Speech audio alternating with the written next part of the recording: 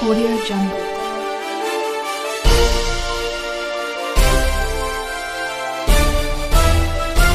Audio Jungle.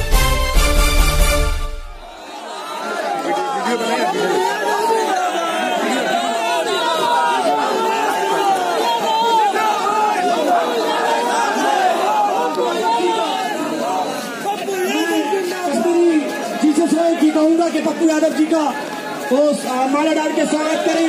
दोस्तों, ये बहुत बड़ी बात है हमारे बीच में, हमारे सितारा, हमारी जान, हम गरीबों का मसीहा पप्पू यादव जी।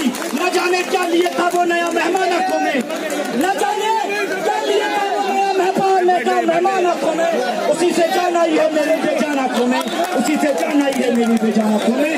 मैं सांसद जी से ये गुजारिश करूंगा कि आपकी आस में लोग बैठे थे, आपकी आस में पलके बिछाए कुली बैठे थे। सांसद जी, संघर्ष करो, हम तुम्हारे साथ हैं। पप्पू जी, संघर्ष करो, हम तुम्हारे साथ हैं। दोस्तों, ये लम्हा, ये सितारा हमारे बीच में, गरीबों का मसीहा, मैं फिर कहूंगा 20 लाख 1000 करोड़ रख सकता है। दुनिया का तीसरा देश है जो हम सबसे बड़े 3% लोग हैं, जो सबसे ज्यादा अरबपति लोग हैं। हमारा जो पर कैपिटा इनकम है 1,09,000 है, और यह 1,09,000 जो पर व्यक्ति इनकम है, ये इसीलिए है कि 3% व्यक्ति जो अरबपति है, जिसके कारण हमारा कैपिटल इनकम बढ़ गया। यदि हम उसको 3% अरबपति को निकाल देते हैं तो सालाना इस देश के आम आदमी का जो आय है, आमदनी है, वो 6-7 हजार साल से ज्यादा इनकम नहीं हो सकता है। यह देश का सर्वे है। तो 3% अरबपति के चलते हम आज 1,09,000 पर कैपिटल इनकम दिख रहा है। लेकिन आम आदमी की स्थिति क्या है? 300-400 रुपया लगभग पेंशन वाले लोगों की जनसंख्या कितनी है, और वह पेंशन भी 3 महीने में, साल में 2 बार 3 बार मिलता है, नहीं मिलता है। आजादी के बाद पहली बार जब यूपीए सरकार थी तो मनमोहन सिंह जी यूपीए की सरकार में 82% फूड बिल योजना चलाया गया, क्योंकि 82% लोगों के थाली में खाना आजादी के 70 साल के बाद भी सही तरीके से नहीं पहुंचा। और वह फूड बिल योजना भी आज तक सही तरीके से 300 रुपया महीना आम लोगों तक नहीं पहुंच पाया।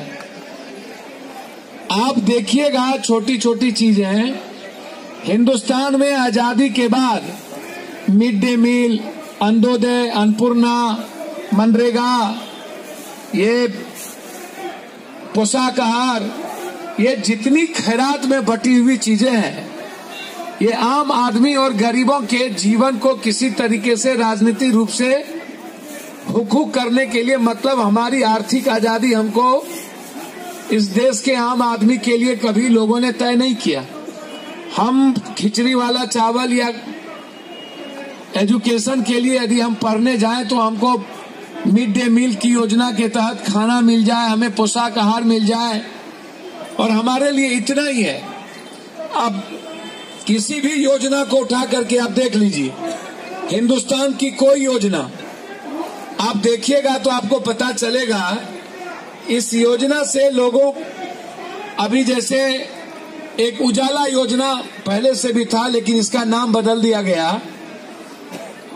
अब आप हमको एक बात बताइए, 400 रुपया पेंशन है और 1,000 रुपया का गैस है, और जब बीपीएल फैमिली की स्थिति भी 1200 रुपया महीना मानव बल को मिलता है, 1100 रुपया पूरे मानव बल को, और वो भी 10 महीना। ममता आशा आंगनबाड़ी सेविका को मिलता है मात्र 3-3.5 हजार रुपया महीना, और यदि बिहार कोई सरकार उसको 1,500 जोड़ दिया तो 5,000 हो गया। बिहार में 3,500 रुपया भी सेविका को, आंगनबाड़ी को नहीं है। तो जिसके पास 3,500 रुपया जो मेहनत करती हैं, बच्चे भी पालती है, बच्चे को जन्म देने के बाद भी वो दिन भर मेहनत करती है, लेकिन संविदा पर नियोजित पर बहाल शिक्षक हो, चाहे संविदा पर बहाल कोई भी आप उठा करके देख लीजिए, टोला मित्र है, न्याय मित्र है, विकास मित्र है, या संविदा पर बहाल ममता है, आशा है, आंगनबाड़ी के लोग हैं, नियोजित पर शिक्षक है, उसकी जो सामाजिक आधार है इतना बुरा है कि आप सोच नहीं सकते हैं। और उसके बाद सरकार मार्केटिंग करने के लिए जैसे Kaushal Yojana, startup, stand up, skill, ये सब गरीब का पैसा लगा करके कौशल का घर खड़ा हो गया। और वीडियो के सिग्नेचर करवा करके एनजीओ पैसा उठा लेता है और बेरोजगार लड़के को एक तो कागज का सर्टिफिकेट दे करके उसको भेज देता है, उससे कुछ होना जाना नहीं, क्योंकि इस देश में नौकरी है ही नहीं।